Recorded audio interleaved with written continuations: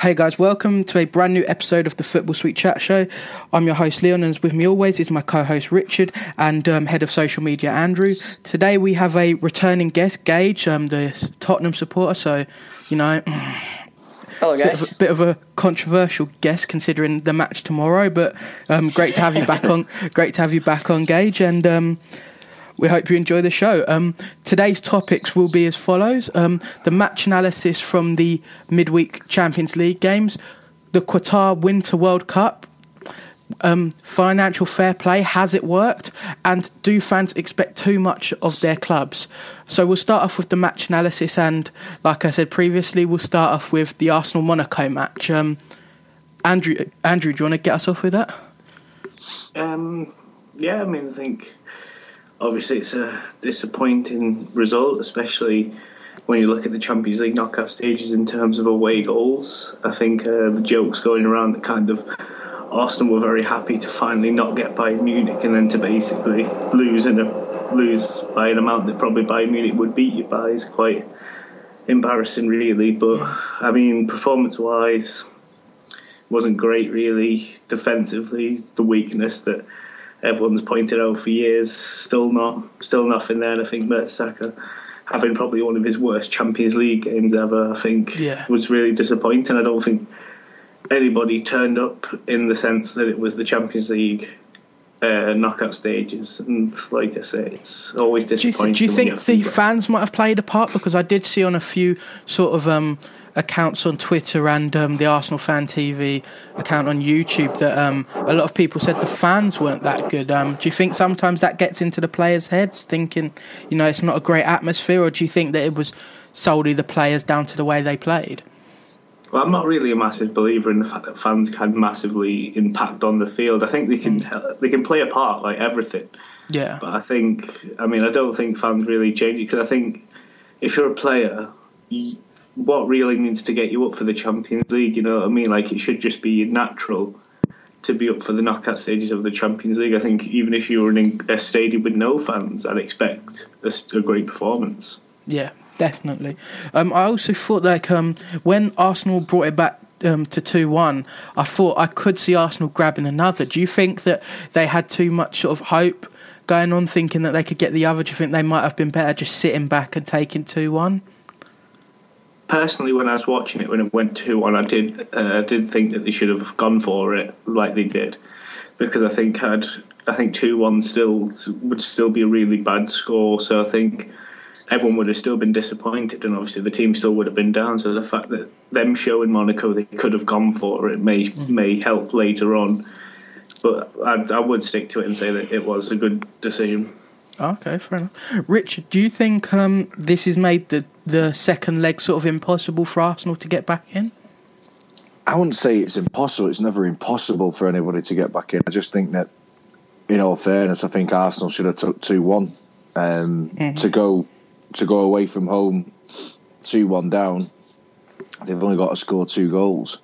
I just think it's just shown for Arsenal, that game, it just shown the inexperience still of a player that you'd expect to have come on leaps and bounds in Oxlade-Chamberlain. He scores a great goal that if Sanchez had bent it into the top corner like that, people would still be talking about it today. Yeah. He scores a great goal and then just switches off. And if he's on the ball and he doesn't switch off, Arsenal probably don't get beat 3-1. But I think I wouldn't say it's impossible for Arsenal, but I think it's looking highly unlikely that they'll go through. And I think it's a little bit, in a way, embarrassing, because, like, I think Andrew's just made the point there, for year upon year upon year, they draw one of the biggest, best teams in Europe in the knockout stages. And the time they get a team that they should be comfortably beating, especially at the Emirates, they've let it slip massively. Do you think this could probably be one of the things of they don't have a leader on the pitch? Do you think that could be one of the reasons they didn't? When we saw the way that the goals were conceded, it wasn't a sort of they sat back and they just scored a wonderful goal, or they've just earned that goal. A lot of them seem to come from mistakes. And do you think with the right leader, the right captain, those mistakes don't happen? I don't think Arsenal have had a captain, a proper leader on the pitch since Patrick Vieira. I don't think you could ever really call Robin van Persie a captain. I think he was given the captain's armband because he was probably the most senior player at the club. Yeah.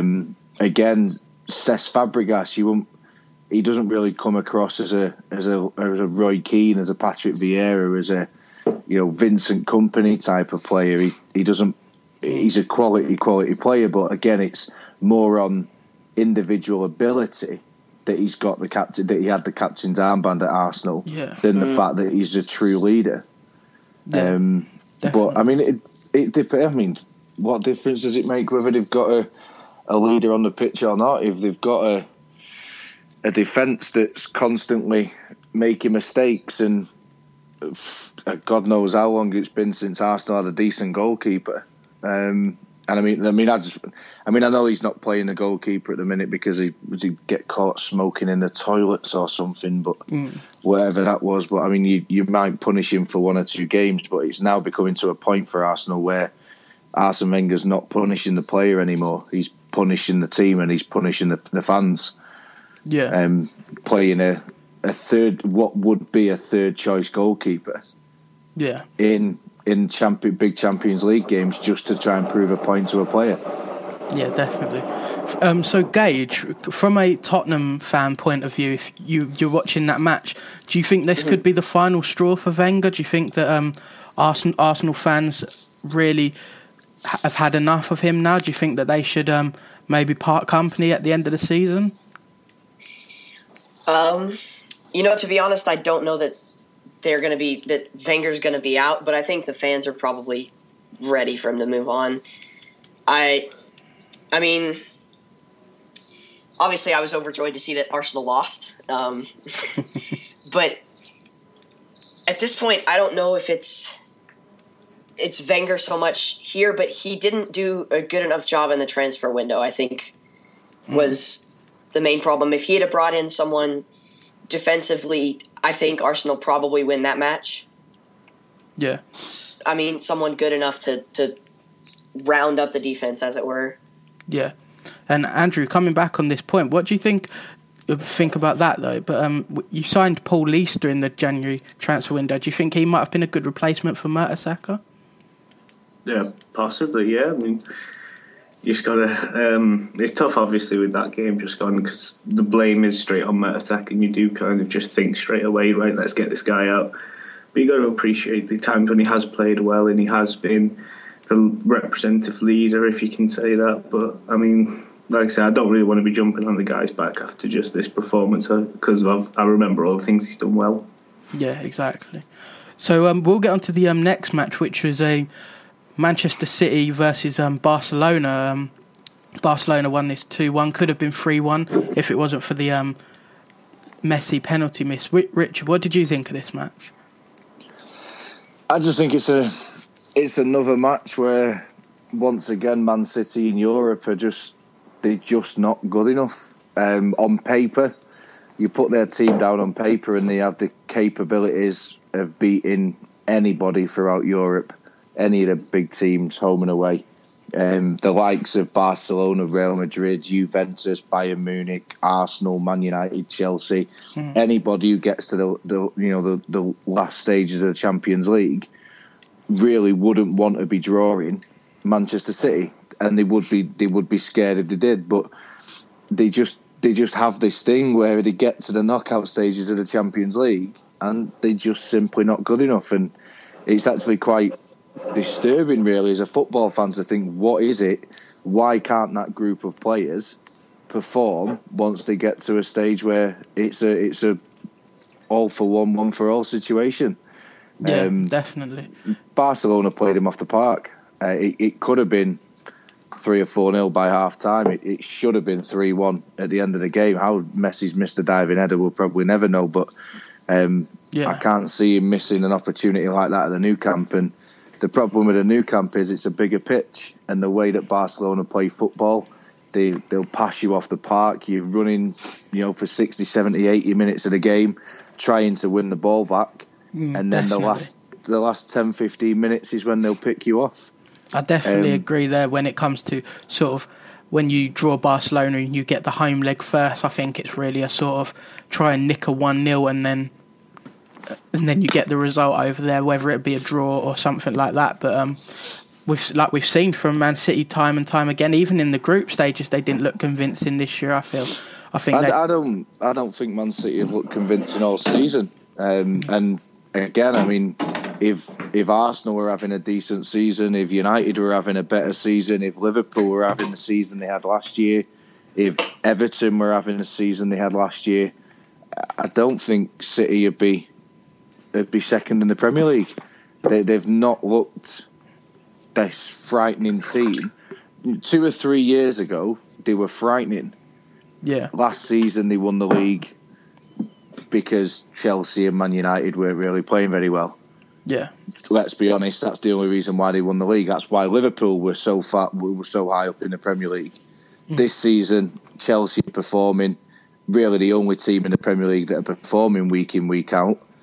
That's why they're top of the Premier League. But Man City have not really set the world on fire. They've not really, they're not, apart from Newcastle the other day, but they've not really turned teams over. And 9 times out of 10, you'd expect a Burnley to go to Eastlands and get beat 5 or 6, 7-0.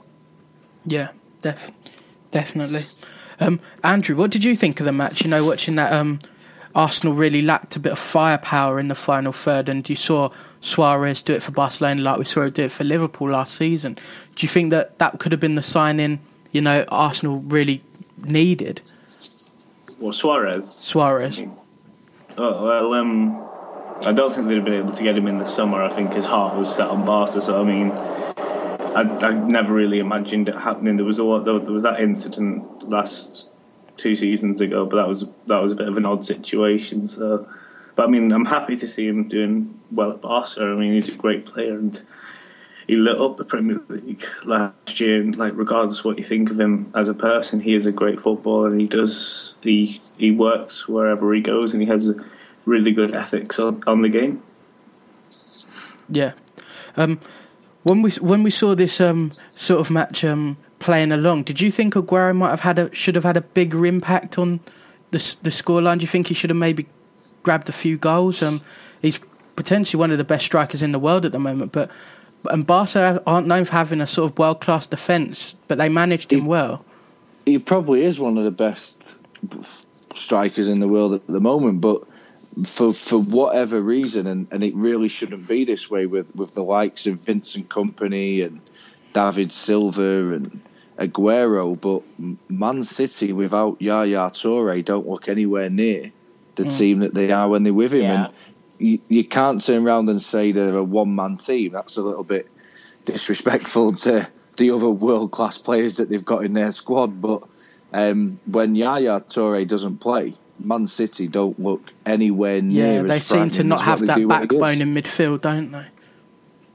And that's the issue, And I think a lot of clubs know that when Yaya Toure doesn't play, City aren't that formidable, and they are beatable.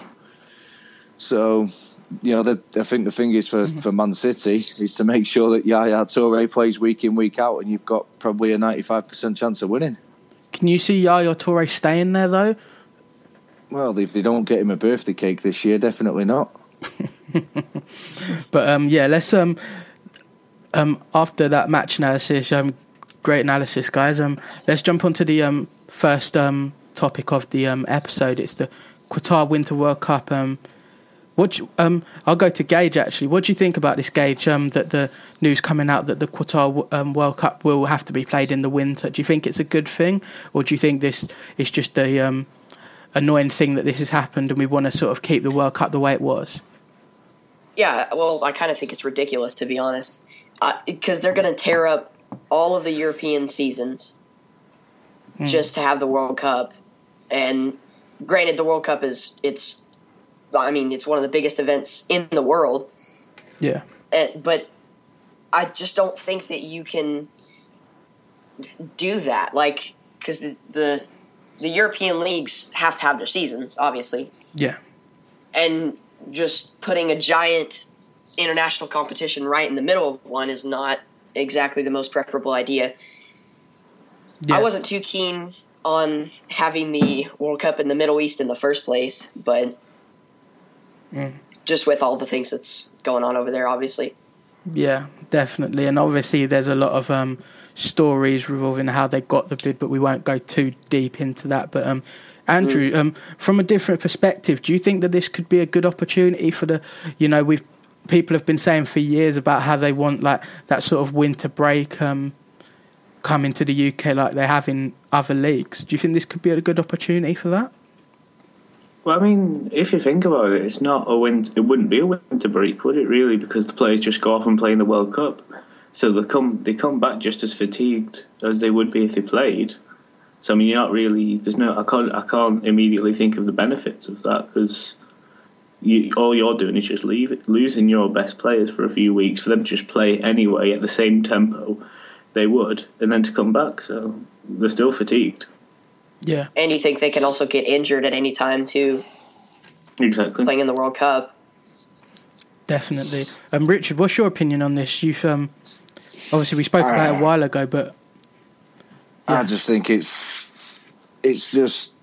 Obviously, the point isn't about FIFA and UEFA being corrupt and things, but I think I wouldn't be so... I mean, obviously, look, we've got quite a fair number of years to get round the idea to work how it's going. We're not talking as if it's next season. It's 2022. We've got a fair whack of time to get things into perspective. But if it doesn't work out financially for the English leagues, the German leagues, the Spanish leagues, the top European leagues, because let's not forget, when you go to a World Cup, regardless of what teams qualify, the vast majority of players are made up from the European leagues. Yeah. Probably 90% of the players that go to the World Cup are made up from the European leagues. So to annoy the European leagues that feed that competition with players, I wouldn't be surprised if the likes of England, Ireland, Scotland, Wales, Spain, France, Italy, Germany are not bothered whether they qualify for the World Cup or not. Yeah. And I wouldn't be surprised if it's a World Cup in 2022 where it's a vast majority of South American and Asian teams that qualify and only a smaller percentage of the European teams qualify because there's going to be absolutely no benefit at all of that happening.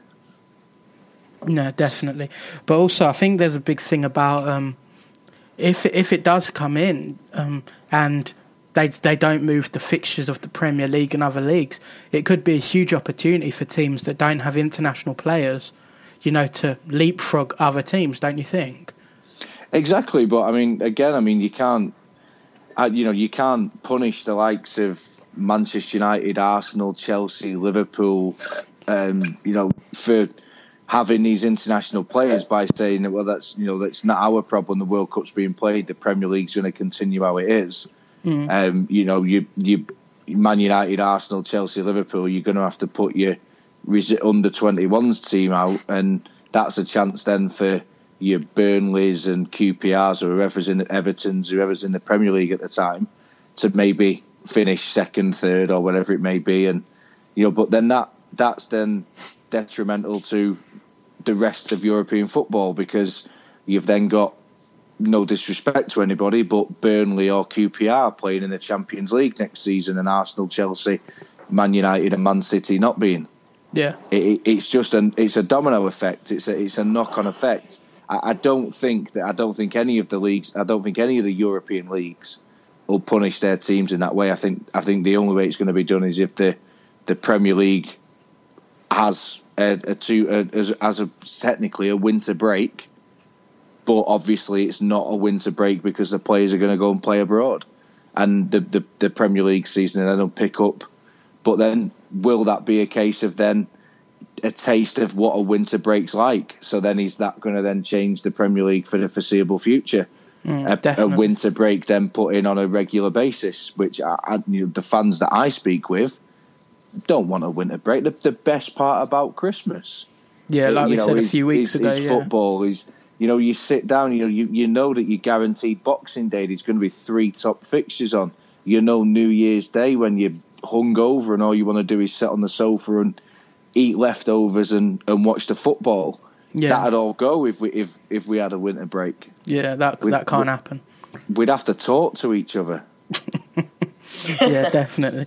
But obviously, Andrew, what do you think if this was to happen and, for instance, Qatar was stripped of the World Cup, who could you see the World Cup going to now? Because it's obviously the people who did originally bid for it, the plans have gone out the window. Do you think that someone could just pick up where they left off and maybe put in a fresh new bid? I'm not 100% if they were in the same bidding process, but I think the USA could quite easily pick that up. And I'd love that.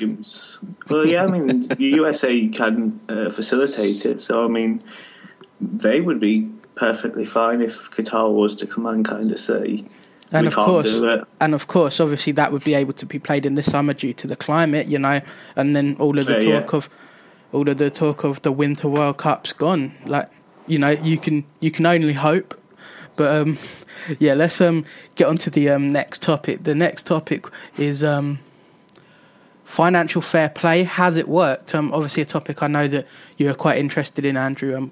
Do you think it's worked? We've seen this season a lot of teams have gone about their business a lot different this season and last season. We've seen Chelsea have to sell to bring in players, but then it hasn't really rewarded the sort of the lower clubs, as it were. No disrespect to the teams that I'm calling lower, but you know what I mean. Yeah, that's my point in a nutshell, pretty much. Yeah, it's worked perfectly. It's done what its job was, which is to keep the big clubs big and the small teams small. It's restricted the lower teams buying the players that they need. Like you say, Chelsea are selling to buy, but they're selling Schürrle and bringing in Cuadrado, so they're not like taking big hits. This is just one good player for another. And whereas as opposed to these smaller teams, they don't have the they can't. They're not allowed to spend the finances that even they may have to strengthen their team to kind of push forward. And it's kind of repressing them and keeping the big teams big, as I said. Like I said, the only positives I can see is obviously that they're in the Barclays Premier League. They're getting TV money fairly, like all the teams do. Whereas in leagues like the La Liga, where all the money goes to Real Madrid and Barca, can you imagine the teams that are sort of in a relegation battle there? How are you supposed to get any money? Yeah, exactly. Is that what do you think about this, Richard? Do you think financial fair play's worked? Because obviously at United, we've obviously seen them bring in quite a few players this year, but obviously the brand. The thing is, the FIFA fair play is exactly what Andrew said. It's to keep the small clubs small and the big clubs big. Mm-hmm. It's not made any difference. I mean, what was it, 12 months ago, Barcelona was supposedly transfer ban for dodgy dealings, can't make any transfers for 12 months. They put an appeal in. It doesn't get heard for 12 months, so it just so happens it's heard shortly after the transfer window ends in the summer, when they go and spend however any hundreds of £1 million on Suarez and new players and whatever else gets put in. I mean, if you look at it this way, if FIFA fair play had worked properly and that transfer embargo had stayed in, Barcelona would not be anywhere near as good they are this season, because they would have had no goalkeeper, because they had to buy a new goalkeeper because Valdes had gone. They had to buy a new centre-back. They've had to buy a new defensive midfielder, and they've had to buy a new striker in regard to Suarez. Where would Suarez have gone if Barcelona wouldn't have been able to make a bid for him? Real Madrid, maybe? Bayern Munich. Would he have stayed at Liverpool for another 12 months? Would he have gone to Arsenal? You've got teams like Blackburn Rovers that are fighting week in, week out to try and get back into the Premier League. And they're not able to purchase players now because their wage bill is too high. Because obviously they're a team that used to be in the Premier League. They've probably still got players on the books on Premier League wages. And a team like Blackburn Rovers is being punished and can't purchase any players. But Liverpool, who have failed FIFA financial fair play for the last 3 seasons now, nothing's happened. No, Man City got a fine they failed financial fair play, and the rules were you weren't able to compete in European football if you failed FIFA fair play. Yeah, it's not really logical finding the rich club, is it? Exactly. I mean, what difference does it make if Manchester City get a fine? It doesn't make a difference to them. The difference would be if Manchester City were not earning the millions and millions that you earn by competing in the Champions League. Mm. Do you think this is also? But could you change it so it's like only the sort of clubs that reach a certain quota of value get financial fair play, or do you think that's a bad thing to do, that we're grouping one set of clubs? I just think, but I mean, not to sound. I mean, obviously, I know I'm the oldest one of the group, but if you go back and you look at how well football worked without these transfer windows and different FIFA fair play regulations, and look, at the end of the day, if you're a football club and you've got the money and you want to buy a player, go and buy a player. If you're a football club and you've got the money and you want to give somebody 250 grand a week wages, give them it. Doesn't make a difference. If you're running a club into the ground and it's not financially sound to do that, then obviously that's different. But if you have a football club if Man City have got billions in the bank, if Chelsea have got billions, if Arsenal have got billions, and they want to spend that money, let them spend the money. Because we've looked as simple as that. We've definitely looked at this season and at Chelsea. Okay, Chelsea was a little bit different, but Manchester United, they've brought in Di Maria, Falcao, blah blah blah, and Chelsea have brought in Cuadrado. Okay, like Andrew mentioned earlier, we had to sell Schürrle and get rid of Mo Salah on loan, but other than that, I don't really see much different than when financial fair play originally started, because I don't see us doing anything different than we would have done beforehand. I think Cuadrado would have probably come in, but I think Schürrle would have gone out because he hasn't been performing. I don't really see much of a difference. But Gage, what do you think to this? Obviously, you've seen the changes in obviously Tottenham as well. They haven't been splashing the money as they were a couple of seasons ago. Well, I think one of the biggest problems from a football fan standpoint is that you won't see someone like, I don't know, West Brom or West Ham become one of the next big clubs like Manchester City did a couple years back. Because everyone wants to see an underdog, and you can't see that with this because, like Andrew said before, you're keeping the big clubs big and the small clubs small. And so you have your top clubs, and then the rest of the clubs in the Premier League are in a relegation battle, pretty much. Yeah, and definitely. So it's not very very preferable to a fan standpoint. Yeah, definitely. But also going back onto this, this is one for you, Andrew. We've seen obviously teams like Chelsea and Man City in the last 10 years or so get money in from someone like Roman Abramovich, a new chairman, a new owner, and they've brought in a lot of money to the club. How do you think this would work with financial fair play? Because obviously you can't just imagine up money from somewhere. It has to show that you're earning a certain amount of money from brand and stuff like that, and sponsors. How do you think this would work nowadays, for instance, if somebody wanted to come in and buy someone like West Brom? Well, I was just thinking, I'm not sure about financial fair play, but in terms of your coming in, if your chairman floods money in, does that still count, or does it have to be through revenue? I believe with the way financial fair play works, it has to be through revenue. So you have to get earnings for the money. I think that's why they sell naming rights and stuff like that, and because they can prove it as an earning. But but how do you think that would work? Because if that limits it, then do we not see owners coming in buying clubs? Because obviously City was bought before this whole financial fair play came, and obviously Chelsea was way before it. So, do you think this could possibly stop future owners coming in and sort of taking stance of clubs and changing it? Well, yeah, definitely, especially the ones like Roman Abramovich who just plan to obviously come in and just throw money left, right, and centre because obviously he didn't the do it a lot. A lot of regulations us was youth players, but yeah. So he's so delusional. yeah, we didn't spend a lot for the first few years anyway, so it don't really count. But no, but yeah, the way we saw financial fair play definitely go. How do you think this is going to last long? Do you think this is going to be? Do you reckon it's going to be disbanded? It'll be another one of the same things. I mean, again, I don't know whether you guys remember it or not, but they tried it in '94 in the Champions League, where you could only play a certain amount of foreign players in your team in European football. Man United went to the Nou Camp Stadium and had to sit the likes of Schmeichel, Cantona, Kanchelskis on the bench, or not even on the bench, in the stands. We got beat 4-0. Gary Walsh played in net. That's how bad it was.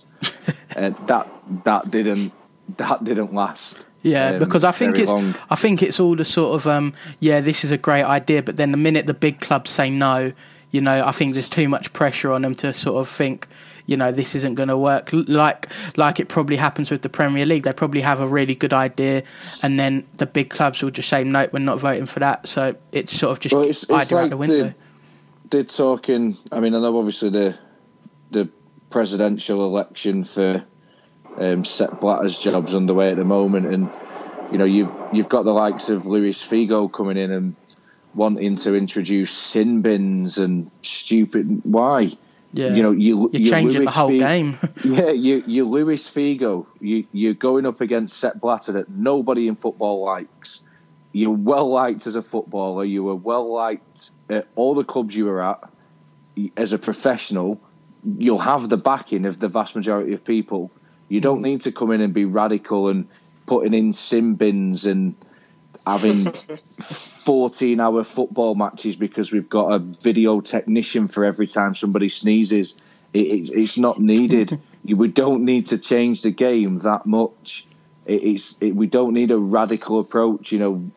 Goal line technology hasn't really affected football because, with goal line technology, it's a great idea, but I thought it was pointless because there was maybe 1-2 incidents a season.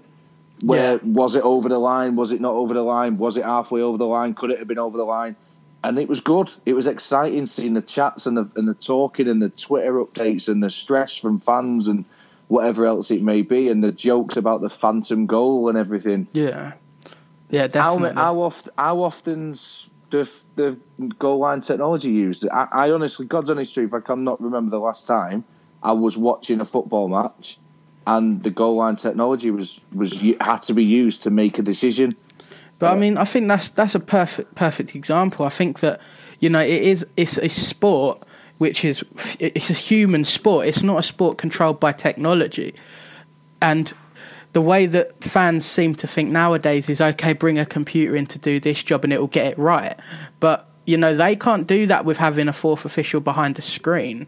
Okay, look at American football. American football, there's never a decision that goes wrong because they sit and watch it for 15 minutes while they're trying to sell them some more advertising stuff. That's why I can't stand American football. And it's on for 5 hours. I can't stay awake to watch like one half, let alone the whole match. Could you genuinely imagine turning around to your girlfriend and going, I'm going to the game, love, I'll be back in about a week?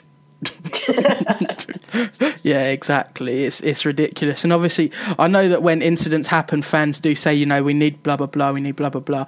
We don't need it. It's great. That's what football's all about. Even with the goals go against Liverpool for us, it was I was irritated and I was upset, but I'd prefer that than the sort of goal line technology, for the simple fact is, it's the game that you choose to support. Like, it's the game that you love. It's football. But you don't go in to try and change it. If we brought it in, look at today's incident. Wes Brown has been sent off for Sunderland. You couldn't get John don't get me wrong, the Arsenal one last season at Stamford Bridge, where he sent off, did he send off? It was Gibbs, wasn't it? But he sent off Chamberlain. I mean, let's be honest. That's a mistake that quite a lot of people could make. John O'Shea is 6'4" and Irish. Wes Brown is half caste with ginger hair. You can't get that wrong. No, exactly. How has he got that decision wrong? And not only that, how has he got that wrong? How have his linesmen? And as a professional footballer, surely John O'Shea was going, ref, you've got it wrong, it was me. Yeah. I mean, we saw it last year, didn't we, Andrew, where Gibbs... Oxlade-Chamberlain was saying to the referee, it was me. And obviously, if someone said that to you, you're not going to be that sort of embarrassed. You're just going to say, oh, it was my mistake, you go off and he stays on. It's not really a big deal, but I feel referees take a lot of pressure on themselves, but then are 10 times worse during the match because they're probably thinking, oh, God, I bet everyone's seen that. Like the thing is now, though, is that referee will be refereeing next week. No questions asked, no problem, no fines, no bans, no discipline whatsoever. He might have to go and ref in League One. Oh, well, he's still being paid. He's still doing a job. He's just not. It's quite disrespectful to League One as well, isn't it? But his punishment is, you're not going to be able to show your wife and kids you're on Match of the Day. That's his punishment. Yeah, exactly. But as a footballer, if you make a mistake, if you do something wrong on or off the pitch, it's you're banned for 3 games. Obviously, if you're banned for 3 games, you get fined by the football club. You have to pay a fine by the league. You don't get your appearance fees. For instance, the Chelsea incident with Matic, he misses a cup final. All these repercussions as a footballer when you make a mistake, and they don't even have to come out and explain themselves. Yeah, but an official can make a game decision, a game-changing decision like today, where he's rightly so. I mean, he sends a player off, but he sends Wes Brown off. So obviously now Wes Brown. I mean, I don't know how it works. Is Wes Brown going to get banned for 3 games, or is John O'Shea going to get banned for 3 games? Well, with the Gibbs incident, I think nobody actually got banned. Am I right, Andrew? I think so, yeah. So there you go. So now all of a sudden, Wes Brown misses the United game, which is fine because they were probably going to get beat anyway. But a player that rightly so should have been sent off and now banned for 3 games for the next 3 fixtures is not going to be banned for 3 fixtures. Yeah. So it's ridiculous. The fact that they couldn't take action against the lad last week, that tackle on Matic was disgusting. It was disgraceful. If it was me, I wouldn't have pushed him to the floor. I'd have laid into him. I'd have battered him all around Stamford Bridge. It probably would have happened if there wasn't a few players there. But what did you think of that challenge? What did you think of that challenge, Andrew? The one last week on Matic. Yeah. Just obviously mistimed and very not something you don't want to see on a football pitch. Hopefully he didn't mean it, and hopefully he could send an apology over or something and just get it all sorted. But I think also with the sort of retrospective ban, they reduced it by 1 match. But if you feel that he was right in the ban, why would you reduce it at all? Reducing maybe it by 1. Maybe because it was retaliation, maybe. Yeah, true. Because they acknowledge the fact that he was annoyed, but they also can't just let him get away with what he did. Fair point. That's true. Gage, what did you think of the incident? Did you think, and with all this new technology, financial fair play, what's your overall view of it? Do you think that it's worked for us, and do you think that you can see it lasting longer? Well, as in technology, football is a game that I think you don't mess with. So are the organizations going to try to keep it there? Yeah, obviously, but the fans are going to become unhappy. And personally, I think it should stay out of football. Yeah. American sports are for technology. Football is not. That's my opinion. Yeah, fair reply. Okay, and we'll get on to the final topic of today's show. Another one I know Andrew's really interested in. Do fans expect too much of their clubs? We've seen Chelsea over the last 10 years become a sort of force in England. I don't know if people like me to use that word, but it's true. I was going to say. Fans use like Arsenal fans, they're expecting sort of the Premier League, and they're expecting clubs to sign a huge amount of players without actually knowing the behind-the-scenes budget. You know, United fans, the manager of so long, for pretty much some of the whole United fans' lives has gone, and they're expecting to suddenly become the same team overnight. You know, what do you guys think about this? Do you think fans expect too much? I think they do, to be fair. I think every football fan, regardless of how big your team is, how good your team is, where you are in the league, I think every single football fan expects too much of the team. I mean, but that's the way of life. That's the way football is. I mean, there are some fans that maybe take it a little bit too far, and you know, I mean, there was a few seasons ago when Middlesbrough were in the Premier League, and that lad ran in through his season ticket at Steve McLaren during the game and stuff. I mean, that's taking it a little bit. I mean, don't be wrong. There's been a few times I've wanted to run on a football pitch and vent my frustration about how bad Manchester United are playing at the moment. But yeah, you know, I think fans in general just expect too much from every aspect of the football club. They expect the prices to be cheaper. They expect the tickets to be cheaper. They expect the games to be more entertaining. They expect the players to play better. They expect the manager to perform better. They expect to buy the better players. It's all expectation, and it's all down to the fact that over the last 10, 15, 20 years, the money's changed in football that much. The fans now expect it. Manchester United fans will now expect in the summer, if we don't win a trophy this season, they will expect now another £200 million to be spent on players. Man City expect now a big name signing every summer, a big player. Chelsea expect a big player, and that's what it is. And if it doesn't happen, the questions are being asked why it's not happening. Why are you not doing it? Why are they not buying these players? Why are they not giving us this? I think everybody expects far too much from the football club. Yeah. So there's a saying. It's when you love a team, you think with your heart, not with your head. And it's like you want the best for your team, obviously, but sometimes you go over the top with it. Yeah. And it's like you're always asking, like Manchester City or Chelsea, for example. You're thinking fans think they have to have a big name signing, like Richard said. That's because your heart wants to see a new big player for Man City or Chelsea to win the league or whatever. But I don't know. I just think that's it don't happen with Tottenham, does it?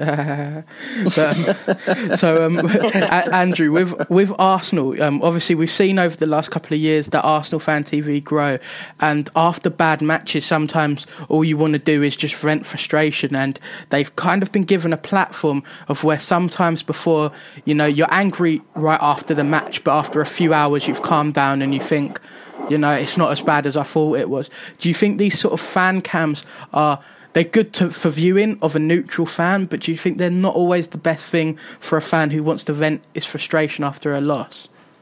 Yeah, no, I think they are amazing things. I think we're very gifted and lucky. I think this time as fans living in this time that we are, because we get to vent our frustrations to people. Someone is just lending out an ear through these fan TVs, because I mean, essentially that's what it is. It's someone saying to you, how do you feel about your team? And especially now, living in a time where, like, football teams, we feel don't care about the fans anymore. So for a fan to kind of be told, here's your chance to talk about your team, and for them to feel, even just for a few minutes, just kind of part of the actual team, is just a beautiful thing. Yeah, but obviously, do you think sometimes sometimes you feel like they overhype things? Do you feel like they get really emotional? And obviously that's why we see, you know, some people saying, oh, Arsenal fans are blah, blah, blah, or this. Or do you just think, like you said, do you just think it's an okay thing to do? Yeah, because, I mean, that's how they feel, though, isn't it? I mean, we've all felt that at one point. And it's, if you feel that way and want to vent it, then, of course, we now have the stuff enabled to do it. So, of course, you've got the right as a football fan to say how you feel. Yeah, and obviously maybe it'd be a good thing for the clubs to actually watch these and see what the actual fans, and obviously the majority of them are sort of young fans who go to the matches, but that's your future fan base, you know. Maybe it'll be a good thing for the actual clubs to sort of like look at these videos and see what the fans want, because obviously sometimes it's difficult for them to get, like, because obviously all of the fans that go on Arsenal Fan TV aren't going to be the sorts that go to things that can actually talk with the board and blah, blah, blah. So it would be a good opportunity for them to speak to them, don't you think? Yeah, definitely. I hope all these people at the top of this football club are watching it, because I mean it's the perfect way to find out how your fans actually feel and what improvements you can make as people in power. Yeah, but when it comes to they're expecting too much, do you think the fans that at your club are expecting too much, or do you think that they're fair to say that they're fine? Do you feel like they're okay when they say like, oh, Wenger out and stuff like that, or do you think they're not actually thinking it through fully? I think it depends on the situation. Yeah, like, I think it depends on the situation. Like, some might be justified, but some might not. I don't personally have an example right now, but yeah, okay. But Andrew, what do you think? Me personally, in terms of views of fans, I think you have every right to say whatever you want when you leave the Emirates. I mean, you can say whatever you feel like because you paid your money and do it, and you shouldn't be told that you can't say your voice, I mean, regardless of what it is, because some people come out of that stadium and say things that people might not want to hear just in terms of the football club. But it's like, that's the point. I mean, you're not supposed to just sit around with people who have the same point of view as you.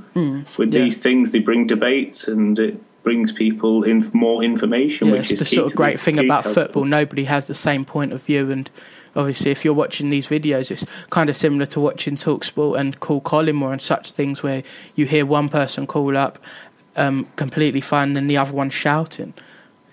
Yeah, you know, I think it's all the different perspectives. Yeah, and I think that's why the fans, obviously the topic where it's the fans expect too much. Well, I think every fan expects completely different things. Like, I wouldn't say, like Richard, for instance, he's probably expecting United to do better in the transfer window, where somebody else might think, you know, bring through some youth players, you know, that sort of thing.